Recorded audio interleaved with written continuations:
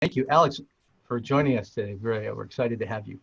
And I'm going to read from his bio that he sent me and we published on Meetup. Alex is joining us from, I think, Omaha, Nebraska. Is that right? Correct, yep. You're out there, okay. He's an AWS Data Hero. I think you're our first Data Hero. Thank you very much. He's a consultant, an AWS consultant and trainer, and he's author of the DynamoDB book, a comprehensive guide to data modeling with DynamoDB, of which he has graciously provided a key to his book for one lucky winner of tonight's survey drawing. So if you're always curious about whether you should fill out the survey, definitely fill it out. That's one of the prizes. The other ones are, of course, all AWS EC2 credits or AWS credits, I think they just called now. So previously, Alex has worked for Serverless Inc., creators of the Serverless Framework, which is another super exciting product, really. Excellent stuff. And he says he loves being involved in AWS in the serverless community, and we're just excited. I'm so delighted to have you here, actually. Thank you for being so prompt. When I asked you, I think it was like 6 to 8 weeks ago, you responded so quickly. Usually there's a little bit of work involved in getting someone to present, but thank you so much for doing that. And yeah, I guess that's all. I'm gonna stop worshiping you and let you take control. Great. Thanks, Steve, for the introduction. Yeah. Let me see if I can figure this out. Here he is. Share my screen.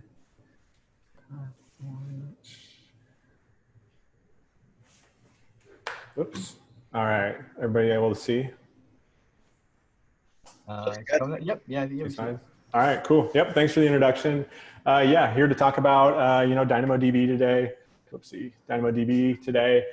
Before I really get into the meat of the topic, I want to talk a little bit about how I got into DynamoDB, and a lot of other people are sort of getting into Dynamo, and then also some unique features or attributes of DynamoDB, why it's so interesting to me. So I think first thing that's worth knowing about DynamoDB and really why it's picked up in the last couple of years is it's a very serverless friendly database. So Dynamo's been around since 2012, I believe, but I think it's really taken off here since 2015 or so, when AWS Lambda came out and really opened up Dynamo to this other world of developers, and really out of necessity, because people were wanting to use this AWS Lambda, this serverless compute, and it didn't work super well with traditional relational or server-based databases where you had all these sort of ephemeral compute popping up all over the place, wanting to make connections to your database, and that caused some issues with your relational database, just in terms of connection limits, things like that.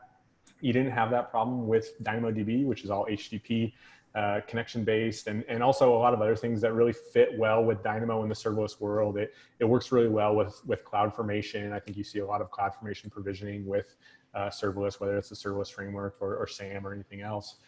Also, all the permissions are IAM based, which is true of other AWS services. If you're using AWS Lambda and connecting to SQS or Kinesis or SNS or whatever it is, you're using IAM. Same thing with DynamoDB. It feels like using any other service in that serverless workflow. So I think Dynamo's been really popular that way, and then also more recently, the billing model of DynamoDB has gotten pretty serverless friendly, where you can do pay-per-use billing if you want, which is pretty incredible. So this is how I sort of picked up Dynamo, was because it was so serverless friendly, and I think a lot of people picked it up out of necessity. One thing that I think that's pretty interesting about Dynamo that I didn't realize at first, didn't even realize after a year or so, but one of the interesting benefits of Dynamo is that it has consistent performance at scale. And I think this is a little bit of a subtle point. So I want to talk about it a little more. So I've got this kind of janky chart here, but basically you could imagine on the x-axis here, just having some rough data sizes in your application, 1 gig, 10 gig, 100 gig, a terabyte as your application gets bigger. And then on the y-axis, you could think of, again, not scientific, but just performance, right? It starts as blazing fast, goes to fast, to sluggish, to painful. And if you're using a traditional database, I'll pick on MySQL here, but really it applies to sort of anything. I think you're going to see a performance curve sort of like this, right? Where when you start out, or you're in a test environment, or you just have a few users, it's going to be really blazing fast because you've got your right indexes. It can all fit in memory. It can happen really quickly. But sort of as you add more data, your joins get a little slower, your aggregations get a little slower. It moves out of that fast range and into that sluggish range, where now you want to investigate and say, hey, what's going on with our database? Do we need to add more indexes? Do we need to size up? Do we need to denormalize or do some funky things with our application patterns to make this work. And then at some point you might Alex. get into, yep. Hello? Sorry, Steve, I think I accidentally muted you. Sorry, did I lose connection? So the slide we see right now, just so you know, is blank. Is that correct? No. Okay. Is that true for everyone? Yes, I was imagining the XY axis, but yeah, it's just a blank PowerPoint slide. Okay, sorry. Let's just bring my shared window to the front. Maybe it's. Yeah, we're seeing slide number 1. Gotcha. Sorry about that. I think when I went to, sorry about that. And that's been true this whole time. Sorry about that. Yeah, yeah.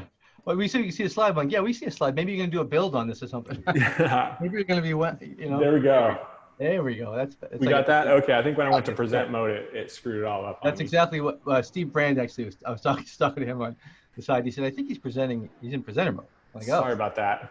All right. I appreciate the flow there. So anyway, here's my generic chart here, right? Where we've got, data size on the bottom at that x-axis, performance on the left side on that y-axis. In your traditional database will look, something like this, where, at the beginning, you're going to feel like this is really blazing fast. It's working well. It fits in memory. I've got it all optimized. Eventually it's going to slow down. You need to, investigate some of that stuff. Where am I seeing performance issues and things like that? And then maybe you even get to the point where you need to re-architect, right? Because whatever assumptions or data designs you made early on, they don't work anymore. As you scale up, aggregations don't work anymore. Joins don't work anymore. And I think we're seeing, or we've seen companies that have had those issues, whether it's AWS or Uber or Reddit or different things like that. So that's sort of, I think, the traditional slope of like a relational or traditional database. DynamoDB is a little different, and just the way its design principles work, its chart wants to look something like this, right? Where it's just consistently fast. And I think that's interesting for a couple of reasons. And, one side on the very left side of that chart, it's going to be, it might be a little slower than like a relational database at very small amounts of data, because like a MySQL or Postgres, whatever, you're going to have a persistent connection. And if it all fits in memory, it's going to be really quick. So you might get blazing fast at MySQL where, I think you're fast enough at Dynamo, but it's not going to be sort of blazing fast. But the key here, and what I really like, is that it's going to be that same consistent performance forever. So that means if you have a test environment with 1,000 items or 100,000 items, and then you have a real environment that has a terabyte of data, you should see the same performance characteristics, unless you're doing some certain bad patterns that you can avoid pretty easily. You should see the right pattern, or a pretty good consistent performance, no matter how big your application gets, how many users you have, anything like that. So that's one thing I really like about DynamoDB. It's not, I wouldn't say it's blazing fast, and I used to say that, and the truth is it's more just consistently fast, which is great. You don't have this sort of long-term drag on your application of like, okay, what am I going to have to re-optimize that way? So I think that's an underappreciated part of Dynamo that I've come to appreciate. Last thing I want to talk about with Dynamo is I think they've had this record of continued innovation, which is really great. Dynamo came out, as I was saying, I think in 2012. But even just since I started really using Dynamo, which is about 2.5, 3 years ago, I think they've had some pretty impressive features. So if you look at reInvent 2017, they came out with global tables, which is this awesome thing. You can basically have tables in many different regions, US East 1, EU West 1, AP Southeast, whatever. You connect them, you can write to each one of those, and it's going to get replicated over to the other region. So each region is going to be acting as a primary there and replicating that data all over the place. So you can write in EU West 1 or in AP South 1, and it's going to get replicated to those other regions, which is pretty amazing. It really makes it easy to have really low latency data close to your users while keeping that data in sync still. The next year, August 2018, they came out with this feature called adaptive capacity, which is like really nuts and bolts sort of under the hood, but at a very shallow level. You used to provision capacity, and it would be split across your data sort of evenly, that capacity would. But in reality, some of your data is going to be accessed more often than others, so you often had to sort of over provision to make sure you could access that well. With this adaptive capacity, they're sort of shifting that capacity around behind the scenes to make sure that your more frequently accessed items get access to that capacity, while your less frequently accessed ones, aren't wasting that capacity, which is a big win for a lot of people. That year's reInvent 2018, a lot of big features that came out as well. DynamoDB transactions, which allow you to do transactions, right? You can work on multiple items in a single request. And if one of those operations failed, you can roll the entire thing back. You don't have to do these distributed sagas or other types of distributed transactions. So that made it a lot easier. Also came out with on-demand billing, which is just, it's pretty mind-blowing, right? Where you're paying for your database on a per request basis, right? Per read, per write, based on how much data you're reading or writing, which I think is just amazing that you're able to do that in a database. So it's pretty amazing. You can do that, hook it up with Lambda, and you basically just got a whole pay-per-use stack there. May of 2019, then they had instant adaptive capacity. So going back to that adaptive capacity thing, it used to take, 5, 10, 30 minutes to sort of figure out that adaptive capacity. Now it happens instantly, right? Where if one item is getting access to a lot more, they're going to shift all the capacity over to that to make sure it can handle it without sort of exhausting your capacity. Last September, they came out with NoSQL Workbench. This is a great little tool for helping you model your data in DynamoDB. I think that's really the hard part for a lot of people still, and I think the community is getting better in that aspect, but this tool helps a lot. I use it a lot for my examples and for my applications as well. And then finally, right before last reInvent, they actually added adaptive capacity on individual items. So if you have one individual item that's getting used more frequently, they'll isolate that off by itself so it gets its own dedicated capacity. Again, this is all instant. This is happening behind the scenes. So stuff you don't even have to worry about, this performance is getting better for you. So I love that from the DynamoDB team. That's great. These are a few of the reasons I love Dynamo. I think it's great. One thing I want to talk about, and you'll see this in the docs, and this is why I'm here, right? If you look in some of the best practices, they'll talk about how to design DynamoDB. And one thing I have highlighted here is it recommends you should maintain as few tables as possible in a DynamoDB application. And I think they actually changed this recently. I think this used to say ideally one table per application. This is what we're going to talk about here, right? Which is understanding single table design in DynamoDB, what that looks like, and how it can work. So I think this is sort of mystifying for a lot of people, especially if you're coming from a relational world, and I want to help demystify that a little bit. So overview of what we're going to talk about today. I'm going to start off with some DynamoDB basics, just get us on the same page, terminology wide and sort of core concepts that way with DynamoDB, just so we're on the same page there. And then we're going to move into what I call SQL versus NoSQL, right? And see how NoSQL, and specifically DynamoDB's flavor of NoSQL, has tried to adjust to some perceived downsides of SQL and make different decisions about those trade-offs, right? So making different decisions and what are the implications of that for your data model in DynamoDB. That's kind of conceptual. So then I want to bring it down into reality a little bit, and we'll look at how to do one-to-many relationships in DynamoDB. I think this is a really interesting part and sort of hammers it home practically for a lot of people. So who am I? Got the introduction from Steve already, but yeah, I'm Alex DeBrie. Wrote the DynamoDB book and created DynamoDBguide.com a few years ago. AWS Data Hero and just general AWS and serverless fan. If you want to check out the book, we're giving one away today at the end. But yeah, it's I think it's the most comprehensive guide to data modeling with DynamoDB out there. It's pretty lengthy. It's got 5 full walkthrough examples, so you can really see how to use this single table model for pretty complex applications, right? So one of the examples is how to do GitHub's metadata backend. So we do all of the GitHub. We do users, we do organizations, we do repos, issues, pull requests, comments, stars, forks, all that stuff. So go check that out. That's all on a single table and a lot of fun. So I'm going to move into basics. One thing I want to say is feel free to interrupt me. I tend to talk kind of fast and zip through this stuff. So feel free to interrupt me, especially if I go 12 slides without showing what's on my screen. But yeah, feel free if you have any questions, interrupt me. Ask questions, happy to answer this as you can. I'm not monitoring chat because I don't have it open, so feel free to just turn your mic on and interrupt me as needed. But yeah, DynamoDB basics. I want to start off here with some basic terminology, basically 4 terms that are key to understanding DynamoDB, and those terms are table, item, primary key, and attribute. So let's walk through this with an example. Imagine I have an application that has some users in it. It might look something like this. I have 4 different users in my application. There's me, Alex DeBrie. There's also 3 different folks that work for Amazon, AWS. We got Jeff Bezos, we have Jeff Barr, we have Werner Vogels, right? All of these records together, that's going to be called a table, right? So the table in DynamoDB is going to be similar to a table in a relational database, different in some ways, especially this whole single table design concept. But yeah, it's going to be your collection of records, similar to a collection in MongoDB. If you look at an individual record right there, Alex DeBrie, that's going to be called an item. So one item is going to be a record, that has some data contained on it.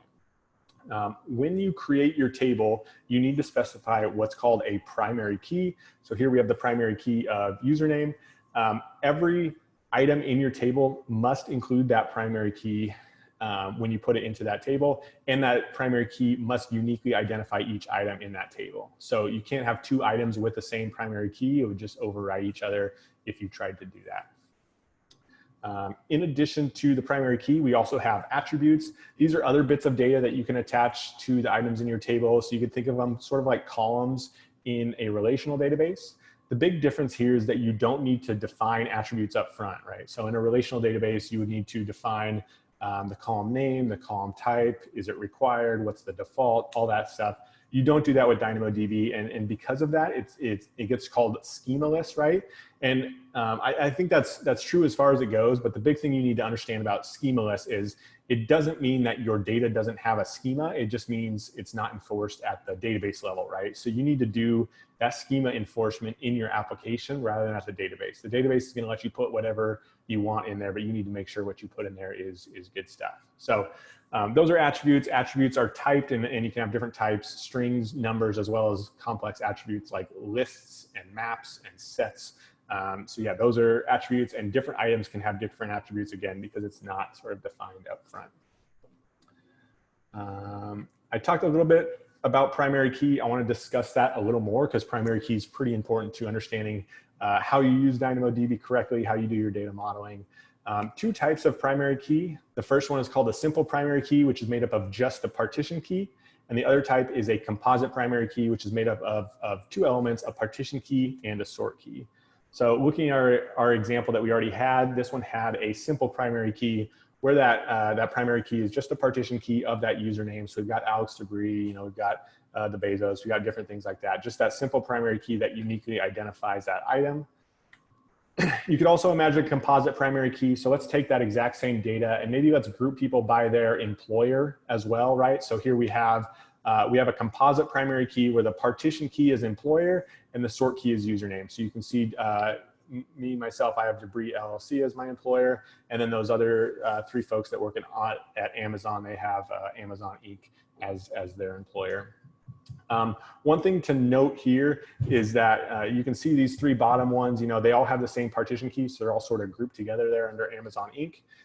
Even though they have the same partition key, they're still considered to have a unique primary key because it's the combination of that partition key and sort key that uniquely identifies that item. So you can have items with the same partition key and often do, and that's a useful part of DynamoDB data modeling as long as they have different sort keys as part of that. Any questions so far on terminology?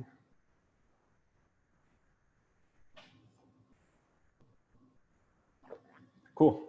I'm gonna keep going then into SQL versus NoSQL. We got the terminology down. Let's understand a bit about how Dynamo is different than SQL. First thing I think that's worth understanding is Dynamo hasn't articulated this as much, but I think they do have a guiding principle in sort of how they operate, how they think about their database, how the features they add. And that's basically, they do not want to even allow operations that won't scale. So they don't want to allow operations that will be misused, at low scale or in a test environment and thus won't scale in production or when your data gets really big. So I think that's a key operating principle they have. And that's what allows them to have this sort of performance chart, right? Where it's very consistently fast. It's not going to sort of degrade over time. And it's because they've been very vigilant about making sure they don't allow things that won't scale. So given that, let's talk about SQL versus NoSQL. The first thing I think you should know about this is the importance of primary keys in DynamoDB. So let's go back to that example I already showed. This was the composite sort key where we have both the employer and the username as that primary key. When you're working with DynamoDB, you're going to be querying off that primary key. You're going to be using that primary key to actually go out and locate the items that you want to read or update or delete or anything like that. you won't be using those attributes, right? Those attributes that aren't defined, that you can't specify in advance. You can't really efficiently use those attributes when you're querying. You have to use that primary key, the partition key and the sort key if present to help query with your data. So I think that's really important. We'll see a little bit more of that as we go. The second thing, and probably the bigger weird thing about SQL versus NoSQL, is there's no join operation in DynamoDB and in most NoSQL, although some have sort of implemented it. But basically, join operations, very common in a relational database where you have two different tables, you join them together, usually on maybe a foreign key or something like that. Not present here in DynamoDB. And I want to talk about why I think it's worth knowing. This isn't something you need to know if you're just going to go out and model with DynamoDB, but I think understanding the guts of Dynamo and how it works and why there's no join, I think is helpful to know. So, so far we've been talking about Dynamo as if it's this one big table where all your data is stored all on maybe one big machine, but that's sort of a facade. And what you have behind the scenes are different partitions that hold your data. So, some of your data is going to be on partition 1, some of your data is going to be on partition 2, and this helps to split up your data. And those partitions are really important. And let's see why here. So when a request comes in, let's say someone wants to do a put item, which is just writing an item into your table, and say they have this primary key, right? They want to add Andy Jassy, who also works at Amazon, into that table. So they say, hey, let's do a put item with that employer of Amazon Inc., that username of Andy Jassy. What that sort of front end, that request router is going to do is it's going to run a hash function on that employer value, because that employer is the partition key of your primary key. It's going to hash that. And then based on the value there, it's going to figure out which partition it belongs to. So in this case, let's say it belongs to partition 1, and it can quickly and efficiently go to partition 1 to locate that data. Now, the great thing about this is down the road, as your data grows, you can add a third partition or a fourth partition or 1,000 third, 10,000 partitions, right? And this part, that beginning part, is still going to scale really well, because whenever an item comes in or a query request, they can hash that partition key and immediately find out which partition it's located on. So if your table is 10 terabytes, they can do that hash and that lookup, which is just going to be a constant time O1 lookup and a hash table to figure out your partition. And now you've narrowed your table down from a 10 terabyte table down to like a 10 gigabyte chunk of data, which is a lot easier and more efficient to search or to query. So now that's part of how they can have that consistent performance, even as your table scales up to terabytes of data. So that's, I think those two points are pretty important about DynamoDB, and there are a few implications of those points that you need to worry about. First one is this notion called secondary indexes, and this is a really useful feature. So we talked about the importance of primary keys, right? And your primary keys are really important. You can query off those, but you can't query off those other attributes. But that's not, that by itself isn't a realistic view of the world, because what if you do need to query off this other attribute, like an email? What if I have an access pattern of find a user by email or something like that? How do I handle that? And what you can do is use something called a secondary index.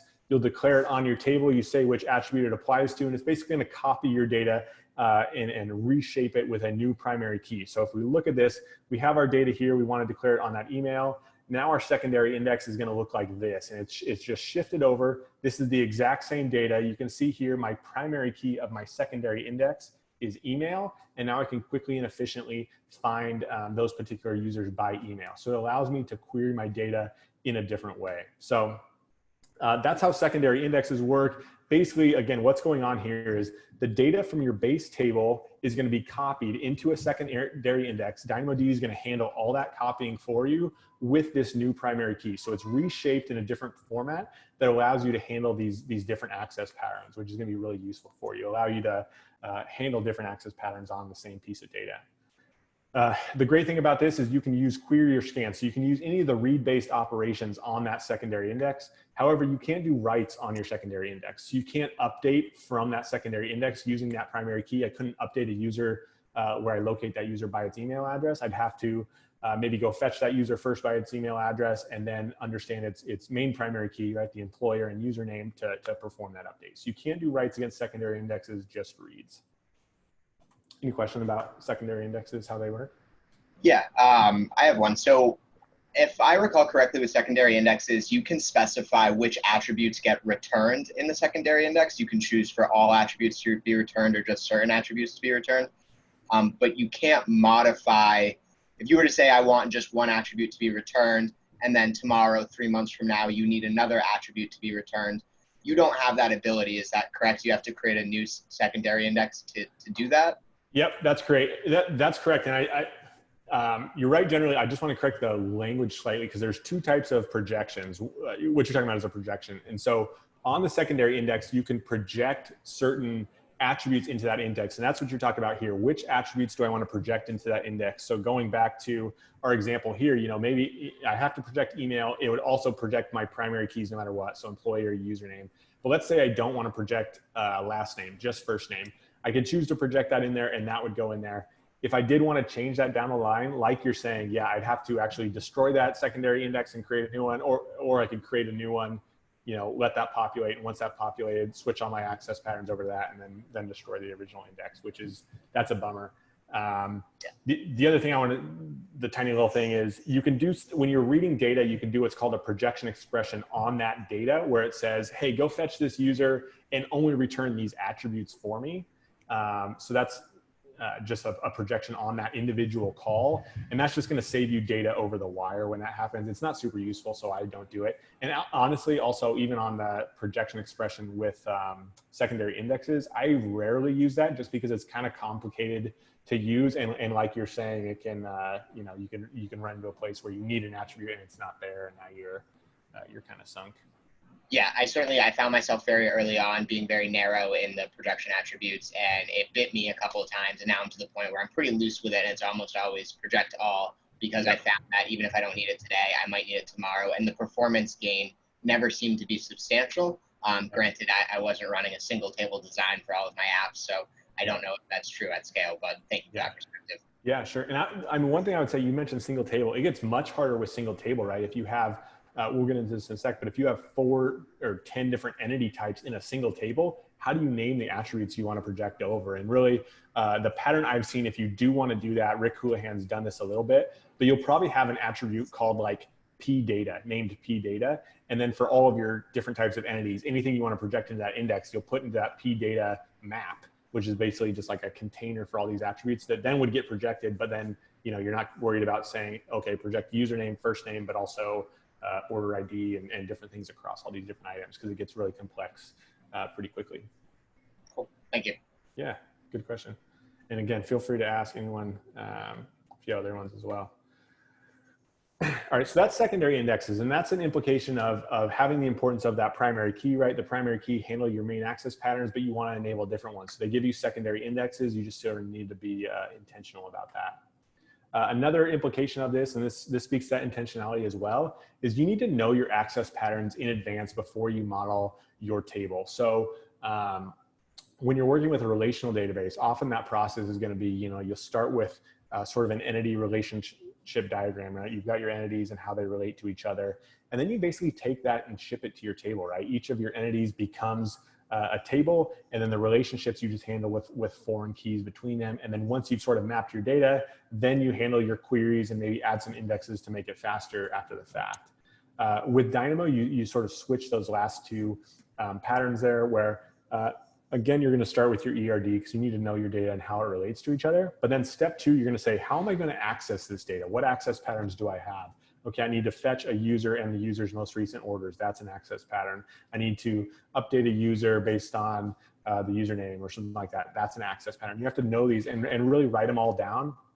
And what I'd recommend is, either go through all the screens of your application and say, hey, what data do we have here? Or if you're building a REST API, you can say, okay, I have these 10 endpoints. These are each access patterns. How am I going to handle those as they go? And then once you've done that, then you go and design your table to handle those access patterns specifically, right? And make it sort of more efficient that way. And then you go implement it in your code once you've designed it. So you need to be more intentional about how you design your table that way. The third implication, this is where it gets weird and sort of what we're talking about today, but you often put all items in a single table, or at least fewer tables, and can combine multiple entity types into a single table.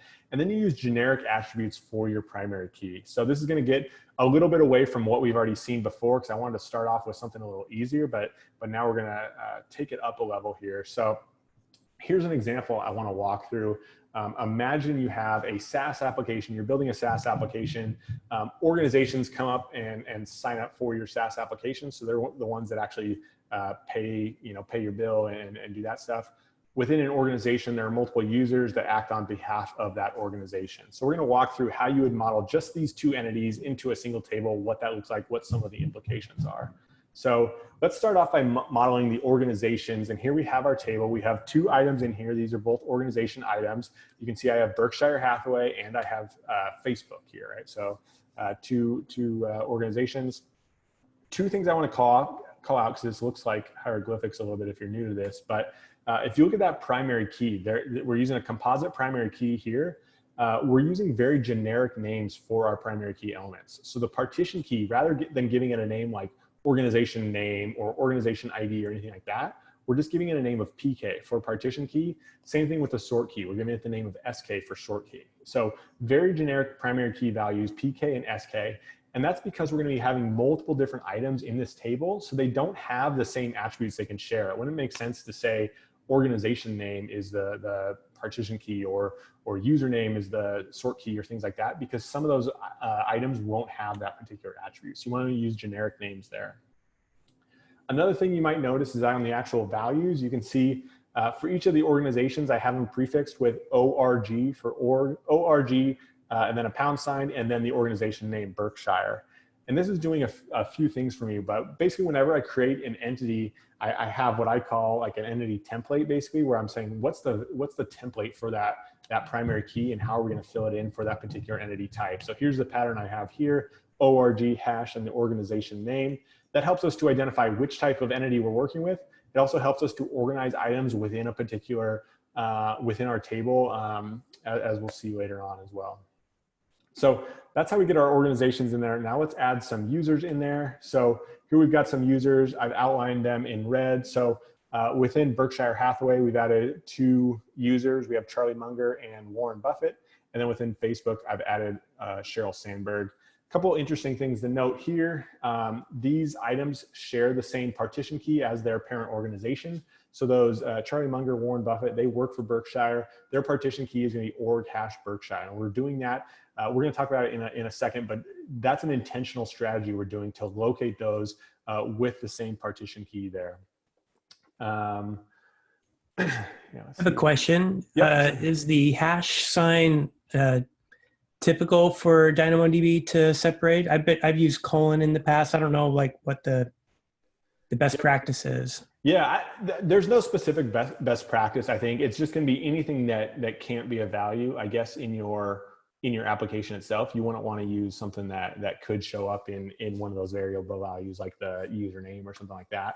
But yeah, colons, hash, periods, $signs, I've seen them all. I'd just say be consistent is the big thing. But other than that, you can use whatever you want as long as it's not going to be meaningful in your application. Awesome. Good question. Any other questions, Ollie? Cool.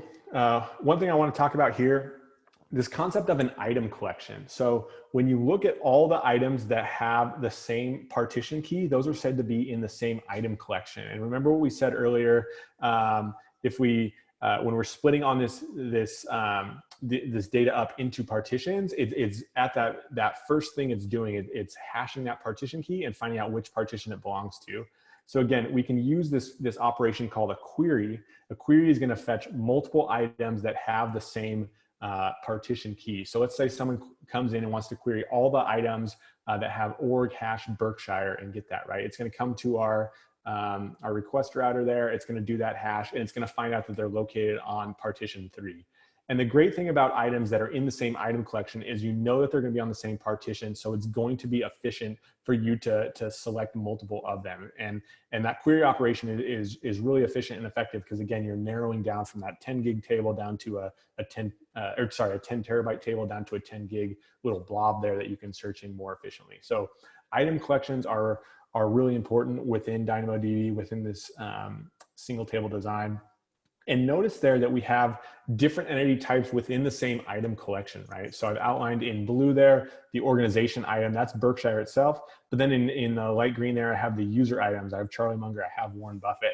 They're in the same item collection. So I can use that query to get different entity types in a single operation. And that's gonna be something in the one-to-many section. We'll see why that's useful, why we might wanna do that.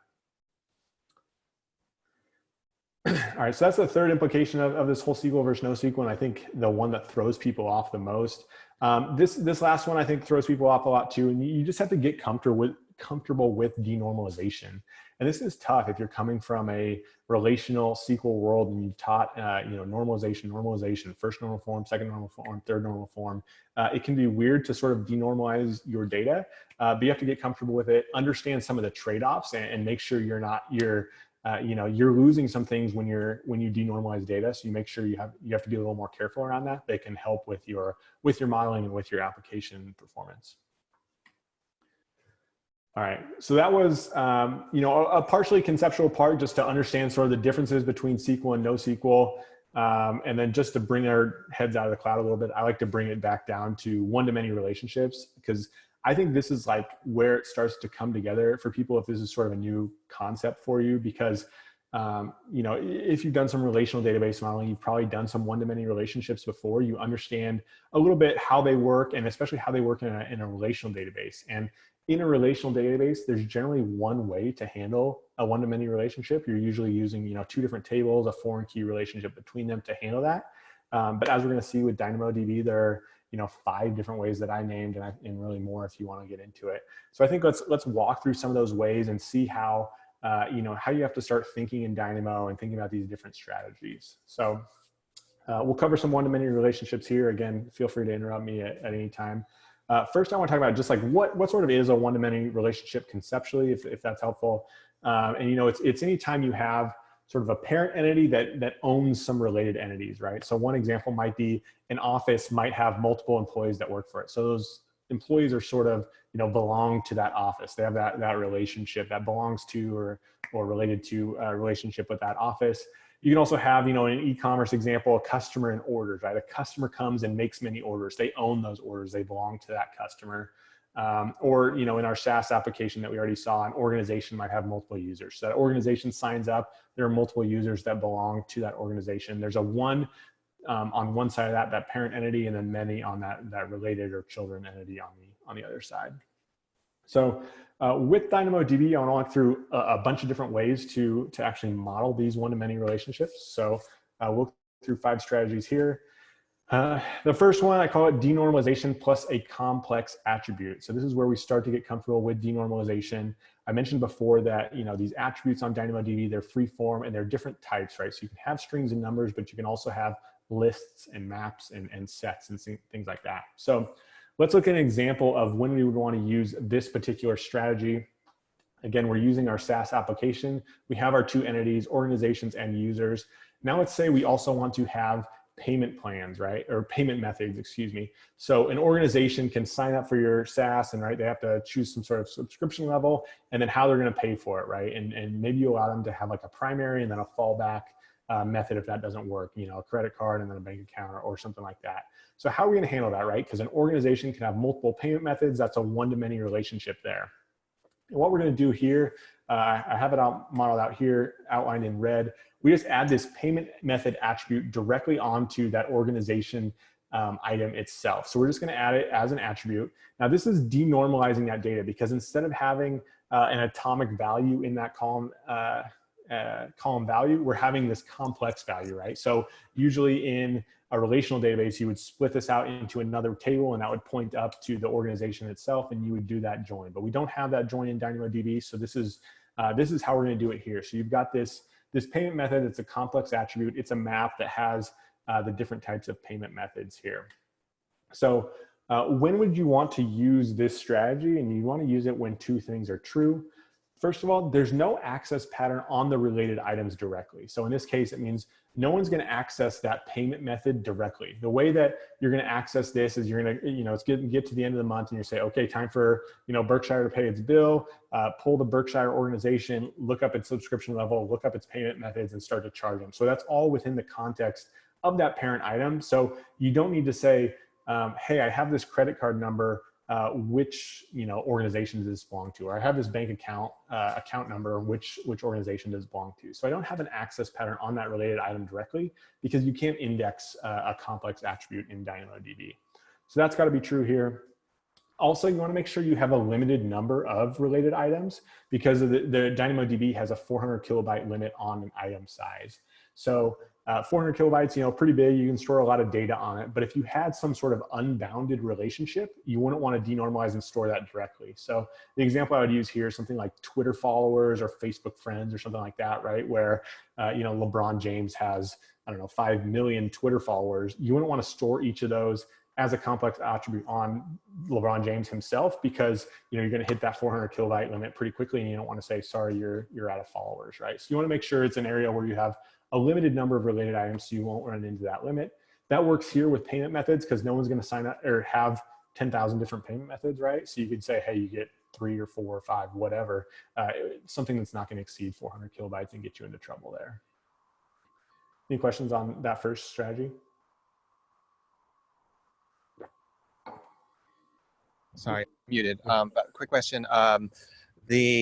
So I noticed you had like types there, and maybe I'm getting ahead of you, but like, so it seems like you could have like multiple entities that share an entity. So you have like, they both use organization, or in this case, like you have those types.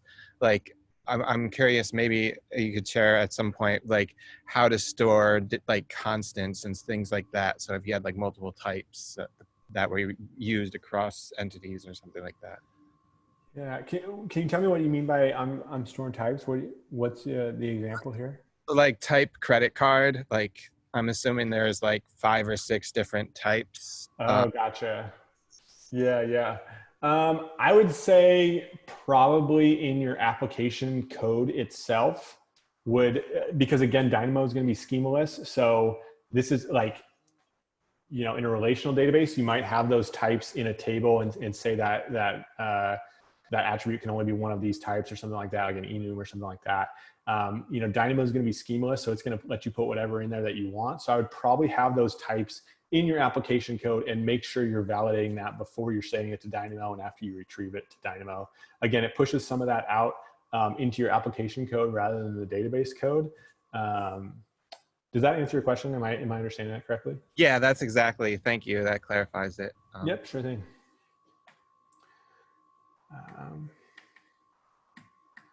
Cool. So second strategy I want to talk about here, this is another denormalization strategy, and this one is about duplication. So one way we denormalize is with that complex attribute, because usually, you want to break down a column down to its a single atomic value.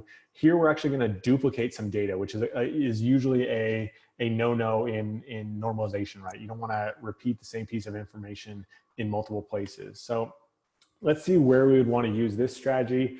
Here's an example where I have authors and books that they've written. So there's a one-to-many relationship between an author and the book, right? Because an author can write multiple books. And if you look at this, I have Stephen King here, I have J.K. Rowling. Stephen King's written a few books here in this table. One thing I have here in the attributes is I have the author birth date stored directly on those book items themselves.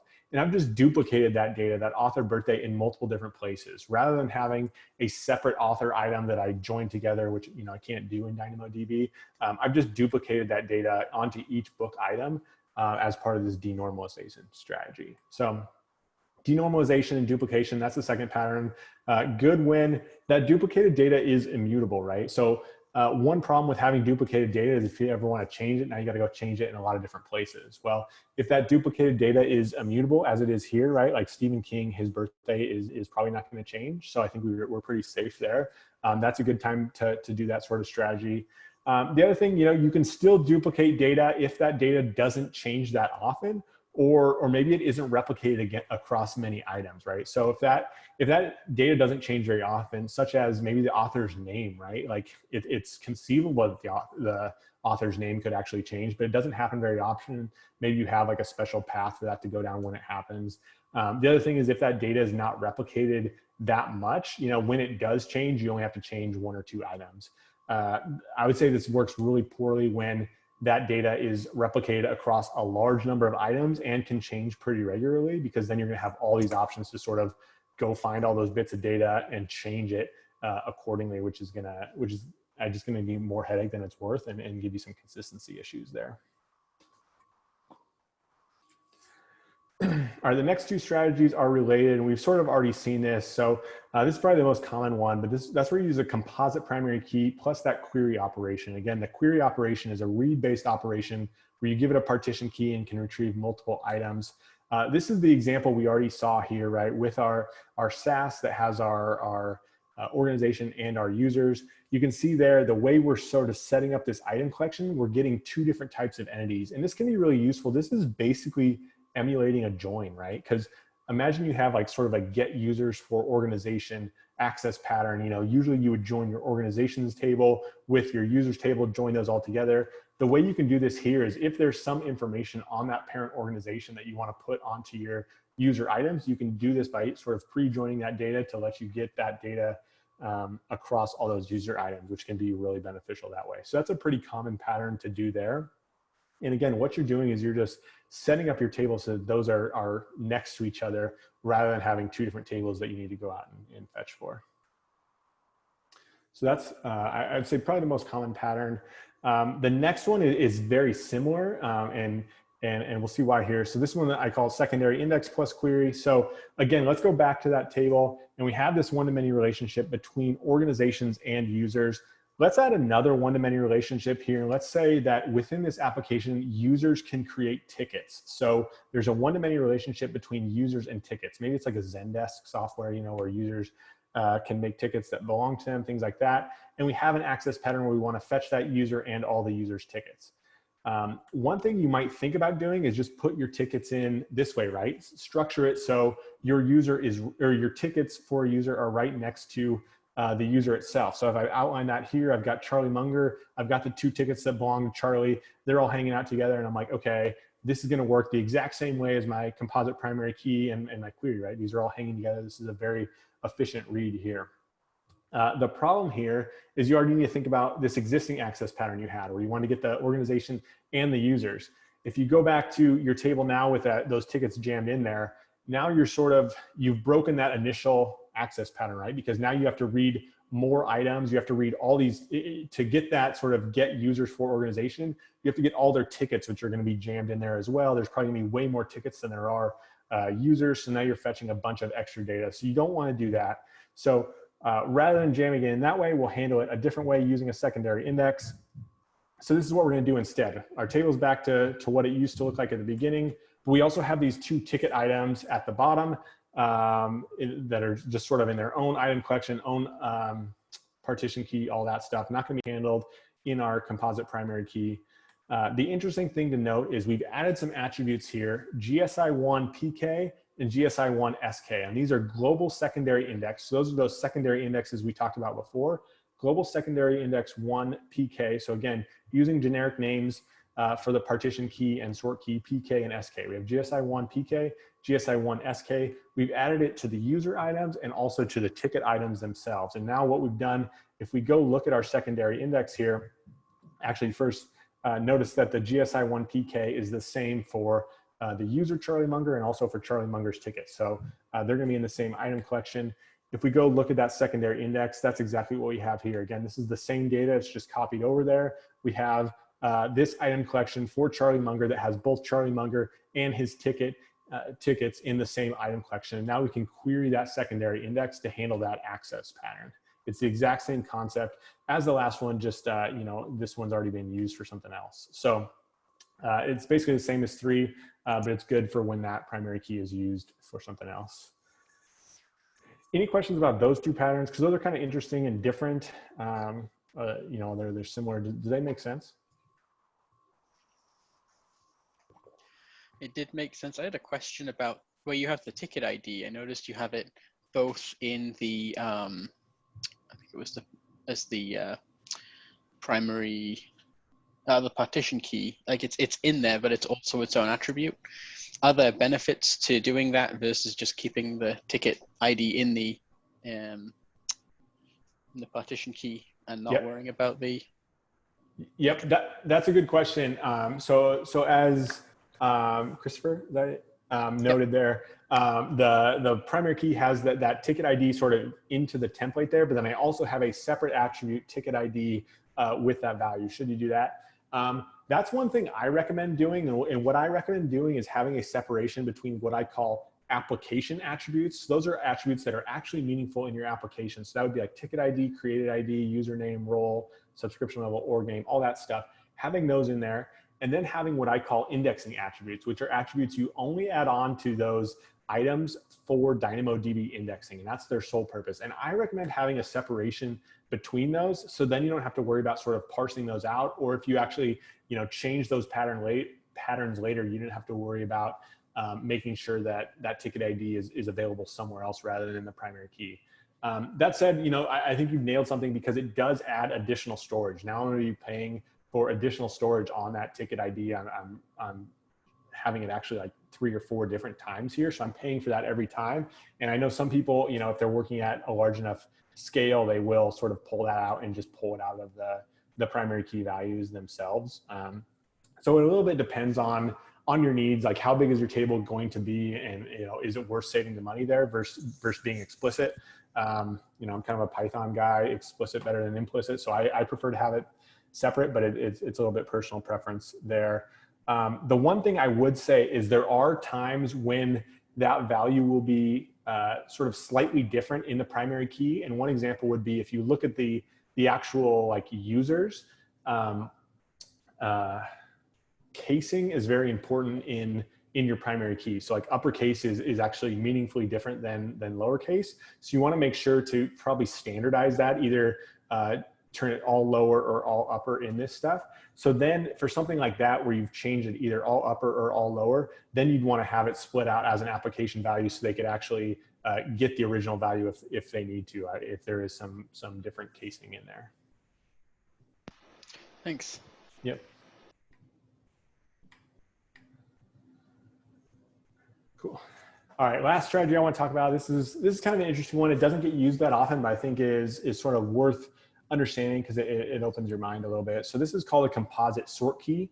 So we've already talked about a composite primary key. This is a little different. You're using a composite primary key, but also in your sort key, you're encoding multiple values that allow you to search different levels in a hierarchy, which is kind of interesting. So the example we'll use here is, imagine you have a chain that has stores all over the world. So like McDonald's or Starbucks or KFC, whatever, right? And you have stores all over the world, and you want to be able to search at sort of different levels of granularity, right? So you want to search within a country, and here you could say, hey, give me all the countries in the USA, and you could do a query where that partition key of country is USA, and it would give you all your stores back.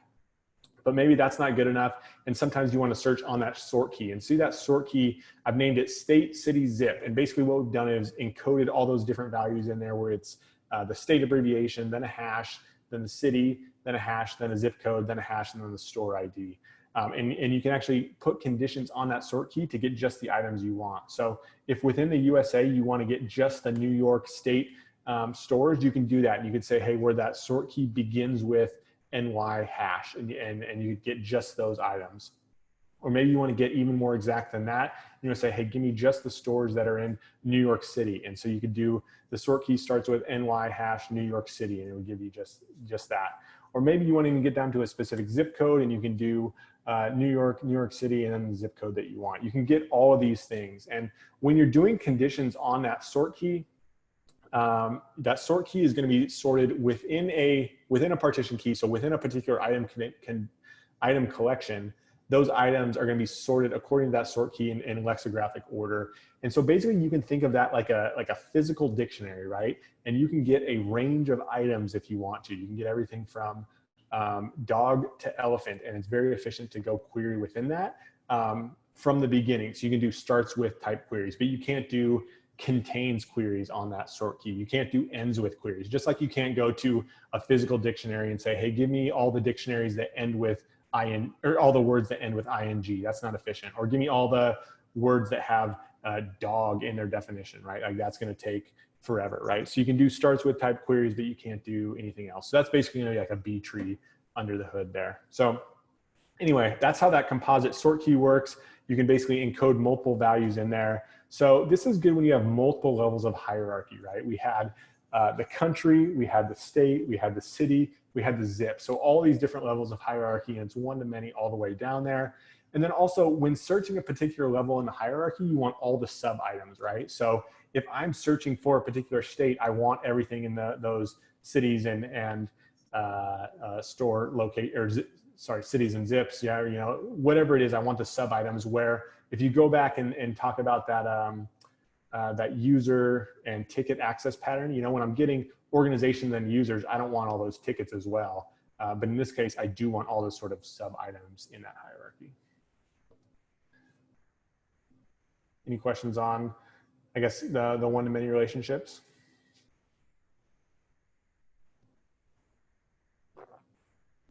Cool. So yeah, that's the end. You know, basically just what we covered here, DynamoDB basics, went over some vocab, some basic concepts. Then we talked about SQL versus NoSQL. You know, what are they sort of changing in NoSQL? What are they getting away from, and what are the implications of that, and how it affects your data modeling? And then to bring it home a little bit, we went over some one-to-many relationships and how that can look, especially in a single table with some of those patterns around, you know, the composite primary key, the secondary index there. I'm happy to hang around for any questions that y'all have. You know, I'm also available if you want to check me out on Twitter or my blog or anything. My email is out there and available. Yeah, if y'all want to reach out or any of that. Alex, thanks. Can you hear me? First, Yep. Thanks so much for coming today. Looks like Chris Planky. So as everyone knows, Chris Planky posted in the chat session a link to the survey. Please jump on and take the survey. Definitely want to provide Alex some feedback and Chris and I some feedback on these meetings and the user group in general. But love to do that, and you'll have a chance to win. Actually, one lucky winner is going to win access to Alex's book, which is fantastic. Fortunately, I feel like I have to recuse myself, otherwise I fill out my own survey. So do you, Chris Planky. I know you want it. You can only click the link once, Alex said. He sent us the link. He's like, you can only click the link once and redeem it. I'm like, oh, yeah. I guess. Yeah, thank you. Yeah. Smart for sending that out. Yeah. So the link's out there in the chat section. Please fill it out. I think we've got several EC2 cards to give away. Actually, you know, so do that. And Chris, how long do you want to give them? 5 minutes, 3 minutes, 2 minutes? Yeah, I mean, let's see. Let's typically, you know, if there's anyone that has any questions, now is a good time to ask them. We can, you know, while you guys fill out that form, that would be great. And then once we have a handful of entries or an awkward silence for too long, we will turn it over to pick a winner here. So again, it's awspug.org/survey. And we'd greatly appreciate all feedback that you guys can share. We'll share the nice stuff and the bad stuff, if there is any, with Alex. So, you know, definitely feel free to share that. And then it does look like we are getting a question in the chat here. So I can just read it out loud. I've been using Jeremy Daly's DynamoDB toolbox with Node. Any recommendation about similar tools? Yeah, so in general, I recommend using like the AWS SDKs, because I think sort of the ORM related stuff doesn't help you a lot and sort of puts you into some bad patterns. Jeremy's DynamoDB toolbox is like one exception I have here. I think he's done a really good job with that and sort of considered it with single table stuff in mind and sort of how to think about that. So I think that's a great tool. For most people, I recommend just the AWS SDK, because to me, I think it's not the code so much with Dynamo that's the hard part. It's really the data modeling, and that you do with, you know, a pen and paper or an Excel spreadsheet or something like that before you actually write any code. And once you have your access patterns written and your table designed, the implementation is usually pretty straightforward and quick, and the AWS SDK is easy enough there. Yeah, that's awesome. I can't join that. Hey Alex, the like implementing some of the like logic behind sort of managing the primary key and the sort key. Do you have like a recommendation, especially if you have multiple apps accessing the the table, is it like maybe the best place to sort of like make a microservice with a Lambda function, or is it sort of like, so how do you sort of not create a new bottleneck? Yeah. So I would say generally, if you have different applications, I would usually not use the same table there. And I would say like sort of general like microservice stuff there, like one service should probably have one database, and there probably shouldn't be multiple services sharing a database. So I think that's one thing with single table. It doesn't mean, if you have 8 microservices that each should share a table, it's more that each should sort of own its table that way. So then I would say, since it's a table per service, you'd probably have that logic within the service of what that primary key is going to look like. Okay, thanks. Is there any way of, well, I guess it's probably more on the service, but like enforcing those rules, around sort of like creating essentially fields within fields? Yeah, so it's tricky. I mean, what I just have, basically some classes, some objects out there that handle that stuff for you. And they're really handling sort of the application versus indexing attributes that I was talking about further. You'll initialize that object with just your application attributes, because that's what's meaningful in your application. But then when you actually go to serialize that to a DynamoDB item, deserialize it back into an object, that object knows sort of all that sort of logic. And, it's really at the boundary of your application where you're not thinking about it too much. It's just contained in sort of one class, ideally, and can handle it that way rather than having it sprinkled throughout your application logic. Okay. Yeah, thanks. Yeah, all good questions. Yeah. Yeah, do you have any recommendations on, or toolbox items that would help you determine which data pattern is the best? Is it just, getting performance times and trying that way, or are there some tools out there that would help analyze, for the best data model? Yeah, it is hard to, and I think the tool approach is kind of tricky here because the needs are so different, and sometimes you are balancing different things, like going to that denormalization point, right? Like, what if that data does change, but it's not very often, or it is just a few items? You sort of need to balance that yourself on like, okay, do I want to do a denormalization strategy and handle those updates myself in my application code? Or do I want to do more of like a multiple request strategy, which would take a little longer, but would sort of, you have a more normalized data model there. So I would say there aren't really tools out there for it. It's partly just like learning the strategies, learning the pros and cons, and using your own judgment, which I think is kind of a bummer. But one thing I think is good is like, I think the community is getting stronger around this stuff, where people are starting to share more about DynamoDB data modeling. You're seeing more knowledge in this community, and I think that helps figure out what are the good patterns to use here. Okay, thanks. Yep. Question about global secondary indexes. When I've created them, I usually create like a single, primary global secondary index, but then have multiple sort keys for that global secondary. Is that a good practice, or when you have multiple global secondary indexes, do you want to have a separate tuple of, primary key and sort key for global secondary indexes? I'd say it sort of depends on your access pattern. I mean, I almost always have, let's say I have some access patterns and I have 2 secondary indexes in all my items, like the GSI1 PK is the same as the GSI2 PK, like they would share the same partition key. I would usually still create those as separate attributes on that index, just in case you're adding different items in later that have a different pattern. You want to have some flexibility. So I would say for the primary key for my secondary index, I always name them GSI, number, PK, and SK, just so that you have that flexibility. Did I answer that question correctly? Or did I understand that question correctly? Yeah, I think so. I guess when I get into the mode of creating all of these secondary indexes, I'm trying to not duplicate as much code, right? So I have one primary secondary index, primary key, but because I have multiple different types of ways that I'm going to query this data. So So that's why I create a different sort key, but for the same global secondary index primary key, right? Gotcha. I think that's like, you're basically saying,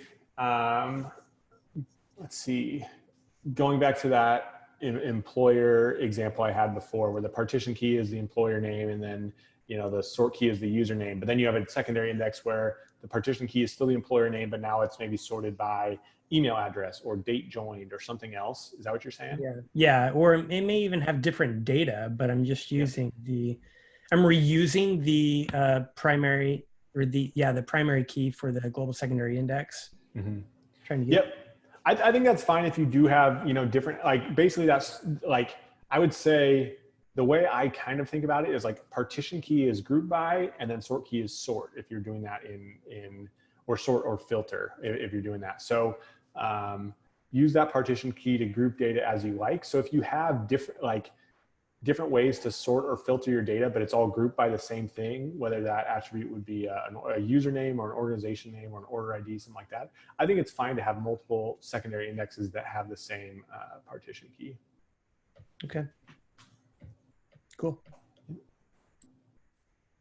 One caveat there, I would say, if your data within a partition key, this is getting kind of in the weeds, but if your data within a partition key is pretty small, and I would say like, you know, if you're going to have less than 50 items within a partition key, or less than, you know, 100 kilobytes of data or something like that, it might be more efficient to just have one secondary index and then do your filtering in your application, or even with something called a filter expression in DynamoDB, which is going to overread some data. But since that is small enough, it might not be worth paying for multiple secondary indexes that have the same partition key if you can just fetch all the items within a partition or in an item collection and do the filtering yourself. Yeah, that makes sense.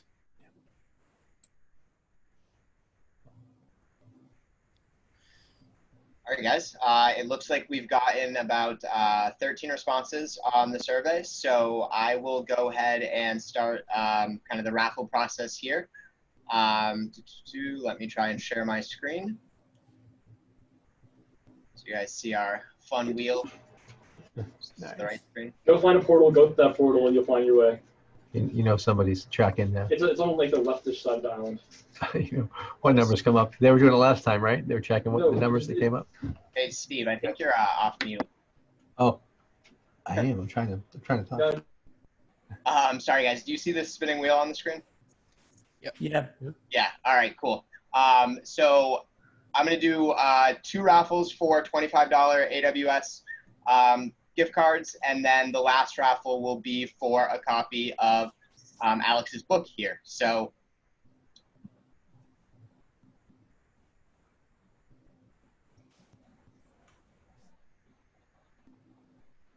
number 8, that comes out if your email is busy week at work. I can relate with you, but you have won a $25 AWS gift card, and I will send that after the meetup. Just gonna drop that off.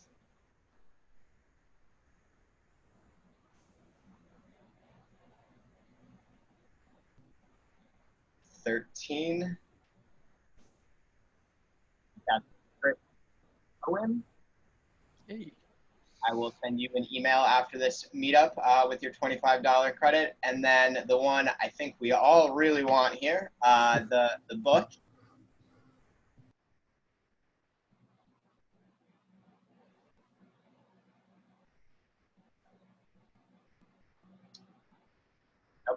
Oh, I'm sorry. I thought that was Golden G, that one goes to you. So I'm basing this off of the email addresses you guys provided in that form. I hope that they are real. I will be sending you guys follow-up emails with the details for what you won. And I just want to say thank you to our sponsors again. Thank you to Alex for showing up tonight. I think I have a slide here. Yep, thanks to our sponsors. And appreciate everyone for coming out, and hope to see you guys all next month, where we will be talking machine learning and front-end development with Nadir Dabbit he's an AWS employee, and he works on the Amplify team. So looking forward to that one as well. Thanks everyone for showing up tonight. Hey, thanks all. Thank you. Thanks, Alex. Alex, thank you so much for coming. Yep. Thank you. There you go. Thank you, Alex.